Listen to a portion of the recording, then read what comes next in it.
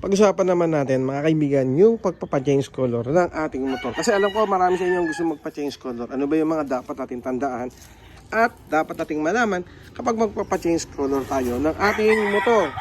Okay, so yun yung motor natin at ito pa yung isa pa. Ngayon mga kaibigan, kung magpapa-change color ka, dapat syempre meron ka original na ORCR. Dapat nasa iyo yan. And unang-unang step na gagawin mo, pumunta ka sa notary o sa notaryo at kumuha ka doon ng notary sa change color. Siguro ito nagkakalaga ng 300 to 500. So depende po yan sa notaryo na pupuntahan mo. Ngayon, susunod natin gagawin, pupunta tayo sa HPG para kumuha po ng clearance sa ating pagpapa-change color. And then syempre magbabayad ka sa land bank. Kalimitan po kasi pag HPG ay sa land bank po tayo magbabayad.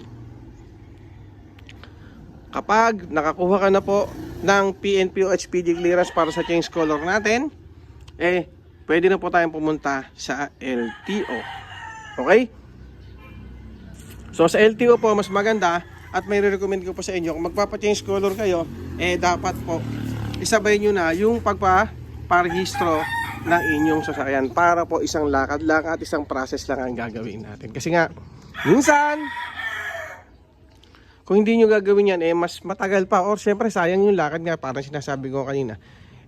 Para isang lakad na lang po. Syempre, kapag pupunta ng LTO, normal lang gagawin mo pa emission.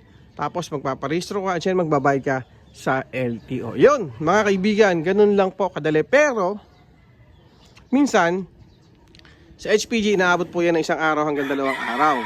Kaya kapag magpapa-change color ka, mga kaibigan, aabot ka siguro ng mga 2 days or 3 days bago mo magawa ito. Depende pa rin yan kung gaano kadami yung tao sa LTO or sa HPG.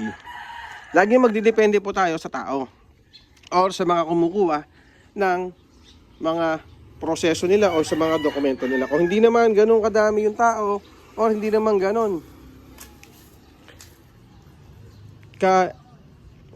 dami ang kumukuha, mabilis lang po yan. Lagi yung tatandaan din mga kaibigan, kapag nag-change color tayo na ating motor ay meron po siyang penalty kapag hindi po niya pina-change color doon sa ating dokumento. Kailangan tama po yung nakalagay sa ating ORCR versus dun sa actual na makikita niya. Kung tulad dito, halimbawa tulad dito kulay yellow, dapat yung ating ORCR ay kulay yellow din po. Kung iba yung magiging kulay niya, ay magkakaroon tayo ng penalty or multa kapag po tayo nasita sa checkpoint or kapag tayo ay nahuli. Malaki-laki din po ang ating babayaran kapag po tayo ay nahuli sa ganyan. Okay?